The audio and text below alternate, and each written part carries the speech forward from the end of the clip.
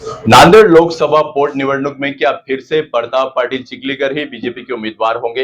ये सवाल इसलिए खड़ा हो रहा है क्योंकि प्रताप पाटिल चिखलीकर ने खुद हालिया दिनों में एक बयान दिया जिसमें उन्होंने कहा कि अगर बीजेपी आदेश देती है तो वो लोकसभा चुनाव लड़ने के लिए तैयार हैं। चव्हाण काँग्रेस पक्षातर्फे खासदार म्हणून निवडून गेले।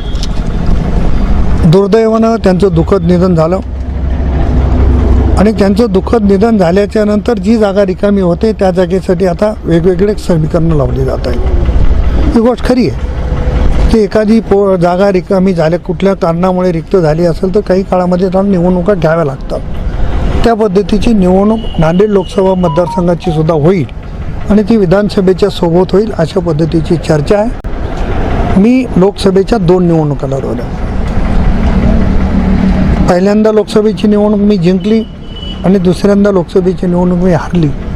त्यामुळे भारतीय जनता पक्षामध्ये पूर्ण जिल्हा फिरलेला कार्यकर्ता मी आहे असं माझं स्वतःचं मत आहे। पक्षश्रेष्ठीने आदेश दिला तर लोकसभेची निवडणूक लढवायला मी तयार आहे। दावा आहे, काम देखील सुरू केलेलं आहे। काम माझं बंद नाही आहे। मी खासदार असतानाही तिकडे लक्ष होतं, खासदार नसतानाही तिकडे लक्ष आहे आणि तो मतदारसंघ भारतीय जनता पक्षाच्या ताब्यात आला पाहिजे ही माझी त्या ठिकाणी पक्षश्रेष्ठीने सांगितलं तर पहिल्यांदा मी लोकसभेसाठी तयार आहे।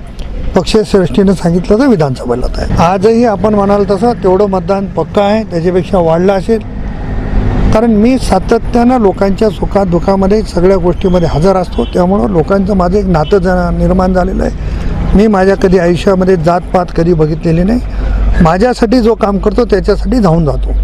त्यामुळं लोहा कंधारच्या सगळ्यांना असं वाटते की मी लोहा कंधारमधून निवडणूक लढवली पाहिजे, परंतु पक्षाने जो आदेश दिला तो मला मान्य आहे।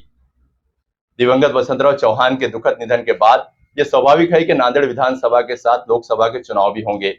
कांग्रेस पार्टी इस सीट के लिए दिवंगत वसंतराव चौहान के सुपुत्र रविंद्र चौहान पर दांव लगाने जा रही है।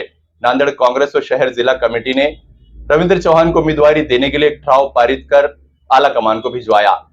अगर कांग्रेस रविंद्र चौहान को उम्मीदवारी देती है तो बीजेपी के लिए यह सीट बचाना और भी कठिन होगा, क्योंकि 3 महीने में लोगों के मत को तब्दील करना और ऊपर से वसंतराव चौहान की सहानुभूति का मुकाबला करना बीजेपी के लिए आसान नहीं है।